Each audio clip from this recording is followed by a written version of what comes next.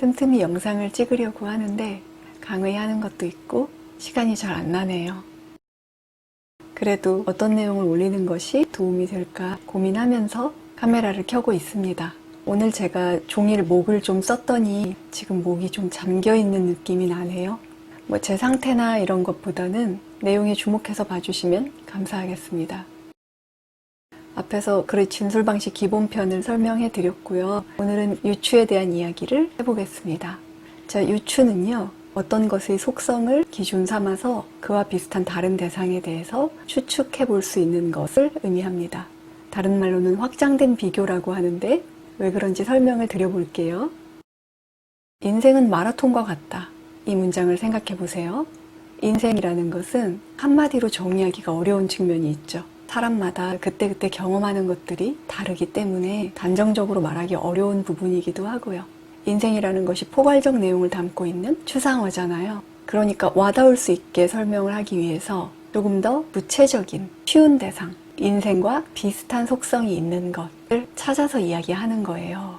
그게 제가 말한 문장에서 마라톤인 거죠. 마라톤은 스포츠 종목 중에 하나고 경기가 어떻게 운영되는지 그 방식에 대해서도 알고 있습니다. 42.195km를 달려서 순위를 매기는 어떻게 보면 단순한 경기죠.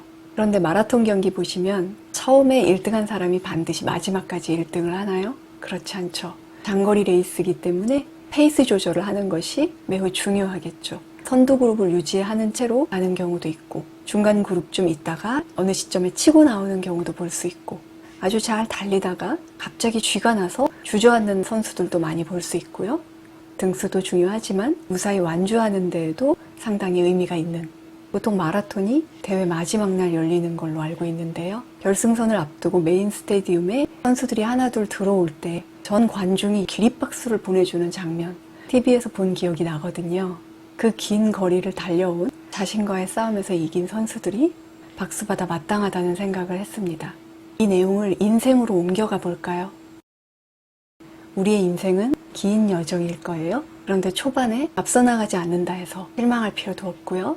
앞서 나간다고 해서 반드시 마지막에 승자가 되는 것도 아니고 안전하게 페이스 조절을 잘 하면서 가는 매 순간이 의미 있고 소중할 수 있다는 거.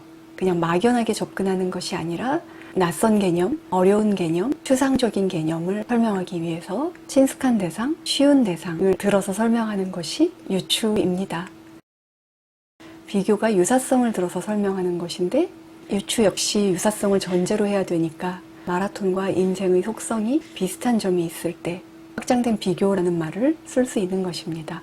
일단은 어려운 지문을 놓고 읽으면서 제가 설명해 드리는 순서는 아니니까 유추하면 딱 머릿속에 인생은 마라톤이다 떠올리면서 유추를 쉽게 이해하고 기억하셨으면 좋겠습니다. 절기상 가장 좋은 때를 지나고 있는 것 같습니다. 기온은 좀 높아도 낮에 쾌청하고 밤에는 선선한 좋은 계절을 느끼면서 각자 차분하게 할 것들 잘 챙겨갔으면 좋겠습니다. 저는 편히 한다고 하는데 이게 지식이나 정보를 전달하는 내용이다 보니까 가끔 왜 말이 잘못 나올 때도 있잖아요. 실수하면 안 되고 그래서인지 하여튼 영상 찍은 거 보면 제가 좀 경직된 감도 있는데요. 차차 나아지겠죠? 짧은 영상 안에 알찬 내용 담아서 그렇게 만날 수 있게 하겠습니다. 시청해 주셔서 감사하고요. 다음에 또 뵐게요.